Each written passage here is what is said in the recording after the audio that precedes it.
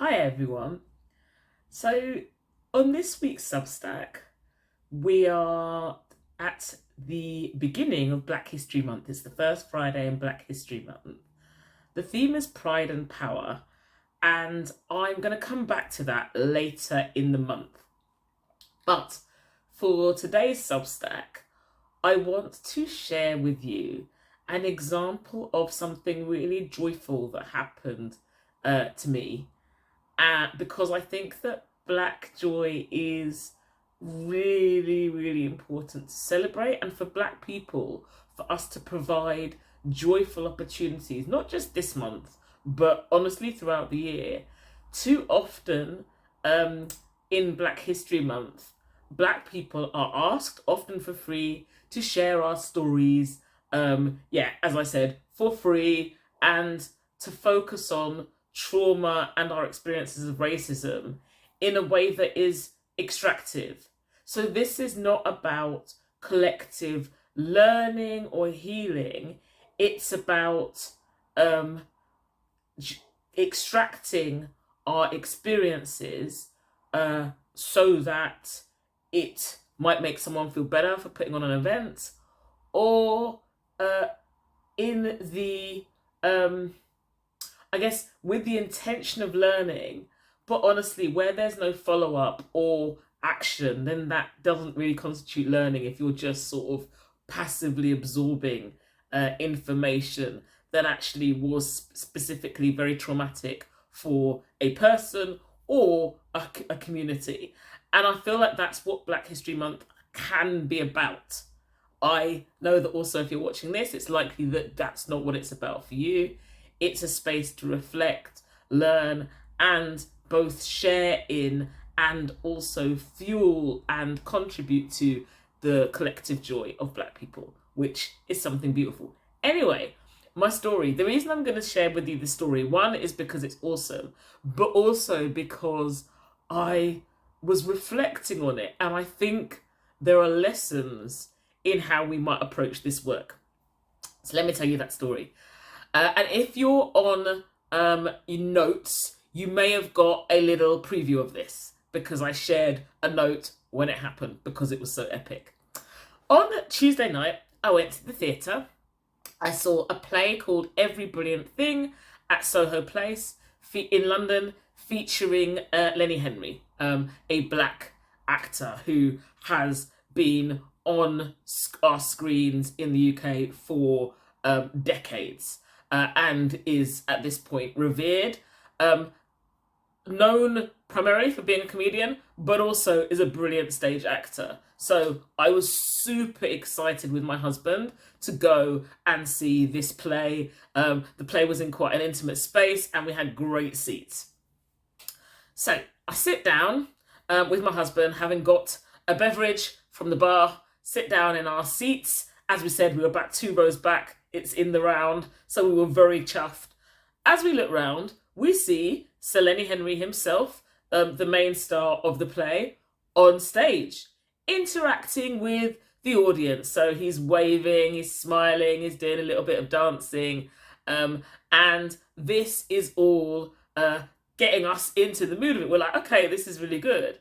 And then I start to see that he's going round to members of the audience and sort of passing out, maybe stopping and talking to them, passing out a little bit of paper here, maybe having a more in-depth conversation. I thought, okay, presumably he knows them.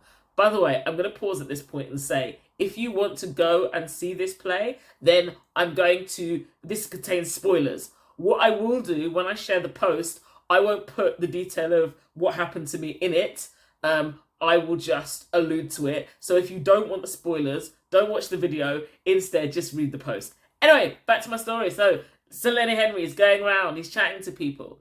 And he's handing people maybe these bits of papers.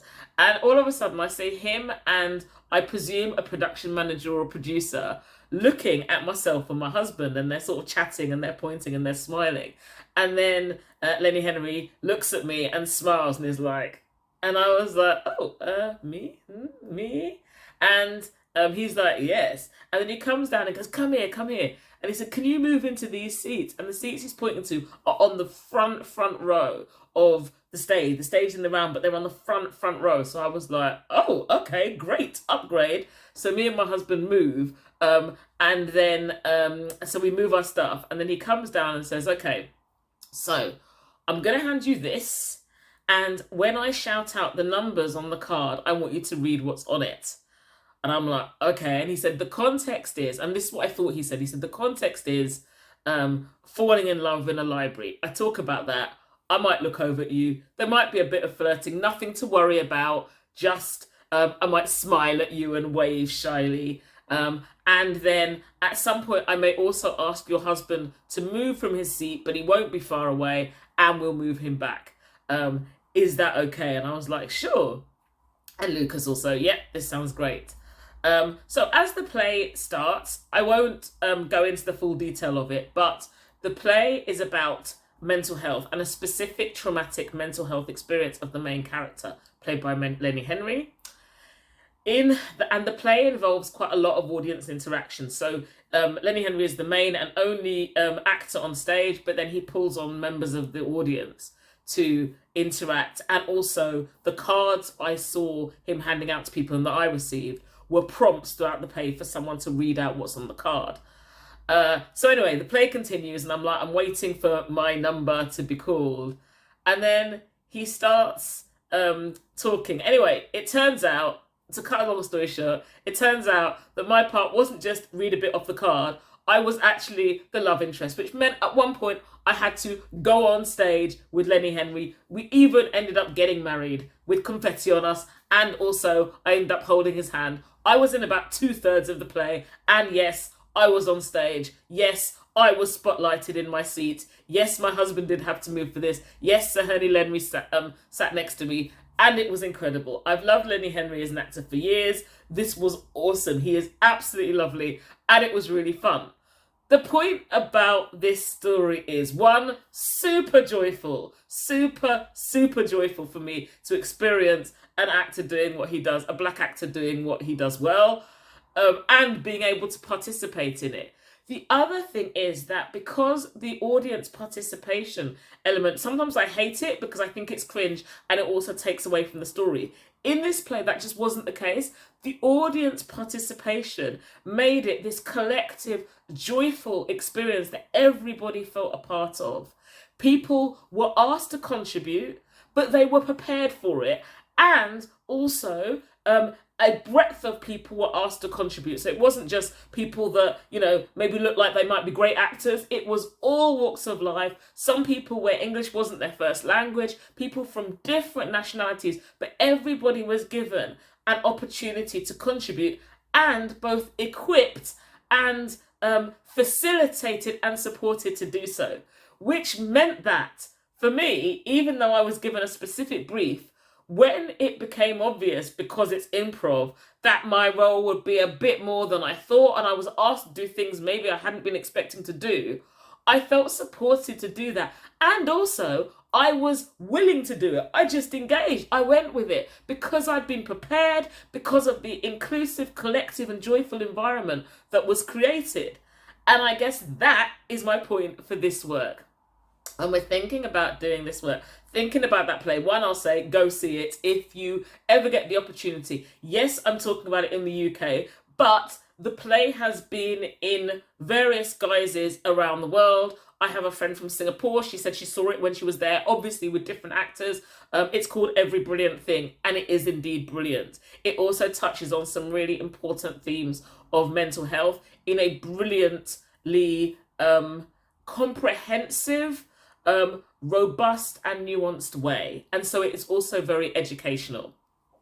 So back to the learnings around this, about this work. So I said, first of all, I was prepared for what was going to be involved. Broadly, I wasn't given the full detail because to do so may have intimidated me from actually getting involved, but also it would have spoiled the play for me. I wouldn't have been able to enjoy it. So I was very clearly told I would have a role, given support for my role, but then also told that not to worry about, revising it, learning the lines or whatever. So that's the first thing, is in this work, It's really brilliant if we are able to support people and give people a sense of what the work involves. Sometimes it's tempting to um, maybe slightly underestimate or give people a false sense of what's involved because we fear that we might scare them off. So in this case, in the play, they might have told people, they might have not told people there was improv because they thought if we tell you, you're not going to get involved. But that would have been the wrong thing because people would have felt out of their depth, not supported. People need to be given enough information to participate. However, you don't need to give people the full story. Sometimes in this work, we don't have the full story. This is long-term work. When we're doing the work of anti-oppression, anti-racism, it is long work. We don't know what the end point looks like, and that's okay. We don't need to give everybody all the information at the beginning. We just need to give them enough information so they feel prepared and know what they're getting into. The second thing about this play that was brilliant and a really good learning for this work, and how they sort of handled the audience participation, they got loads of people involved. Bear in mind, I feel like there were probably at least, I think there was probably 200 people in the theatre, and I would say there were at least 50, 60, 70 prompts throughout, so it's quite a lot of audience participation. If they'd have just gone to one person that looked willing and a volunteer and loaded that all on that one person, it would be way too much. But instead, everybody had a little bit to do. Some people did have more than others, but everyone, many people had a little bit to do. And therefore, people felt part of it, but everybody felt supported. And even the people that had slightly more than others got a benefit for doing so. It became a very enjoyable experience. And when people got more to do, it wasn't suddenly overloaded. So, for example, in my case, I was given a bit of paper, told I would have some stuff to do, and told when I'd have to read it. I was also encouraged during it to interact in a back and forth with the lead actor. And then, so by the time he brought me onto stage, I'd been used to doing it and it felt pleasant and I was really enjoying myself. So I was more willing to get up and do stuff. And I think that's key. When I say this, obviously doing this work is tough and challenging and not always enjoyable. But if we can take moments for joy and make sure that we're asking enough people to participate in it and that we're supporting people through it, that will make people more likely to go on the journey with us. The final thing I will say about this is that they were able to create a collective experience by not only having people involved, but at the end then celebrating the people that got involved. So, at the end when the actor takes a bow, in this case, Lenny Henry picked every character, from the audience that had been up on stage and shouted them out and gave them a round of applause. And the spotlight went on them. So when it came to my turn, they shouted out the character's name and everybody gave a big cheer. I felt celebrated for having been included. And that's super important in this work, to take those moments of celebration. Obviously, for the people that we're engaging with, whether that's our teams, our colleagues, our peers, our co-collaborators, our co-conspirators, or simply for ourselves. Take those moments to celebrate what you're doing. Look back at your progress and celebrate progress and the milestones along the way. Because in this work, the difference between the play was like a couple of hours and it had a finite end and everybody got celebrated. This work is we're in it for the long haul. We don't know what the end point looks like. So that celebration can't just take place at a perceived end.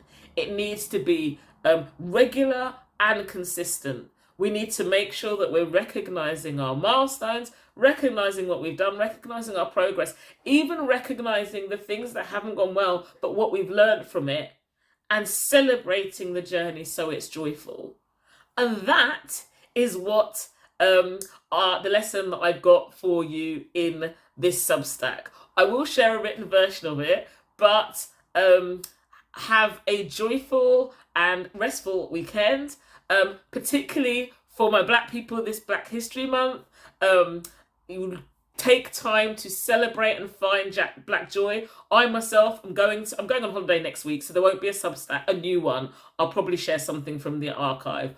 I'm also going to a couple of really joyful Black joy events. I will say avoid sharing your lived experiences for free in a super extractive way, please, for any Black people out there. If you are a person from the global majority but not Black, please don't feel the need to represent Black experiences in this Black History Month either.